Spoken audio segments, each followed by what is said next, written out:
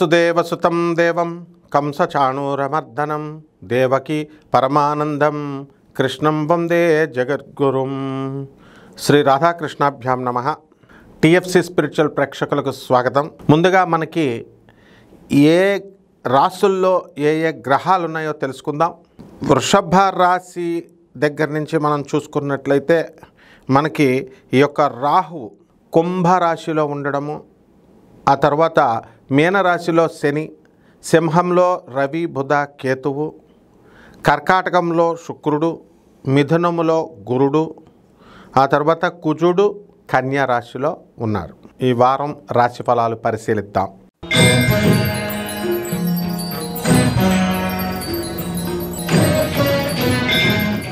ధనుస్సు రాశి.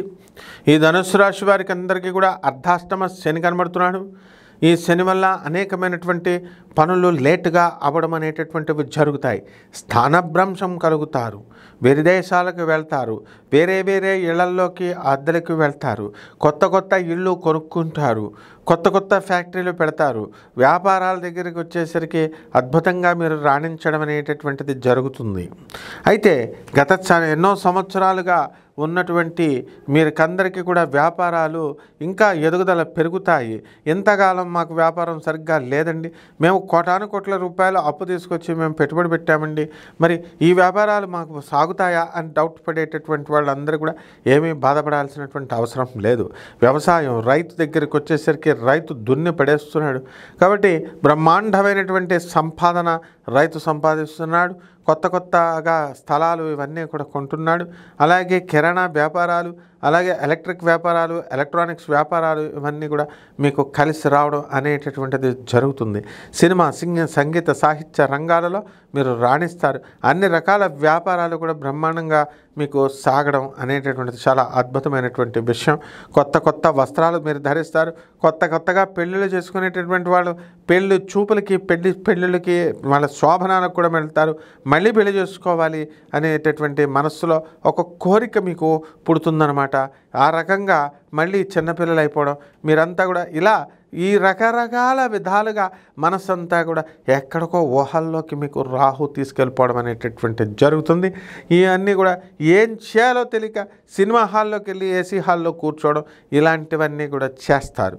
కాబట్టి ఈ యొక్క శనిగ్రహ ప్రభావం వలన ప్రతి పని లేటుగా అవడం అనేటటువంటిది జరుగుతుంది. గతంలో మీకు డబ్బులు లేనప్పుడు ఎంతో బ్రహ్మాండంగా సాధన చేసేవారు. పంతులు గారు వస్తే వెళ్ళి గణపతి పప్ప మోరియా అంటూ గణపతి పూజలు చేసుకునేవారు.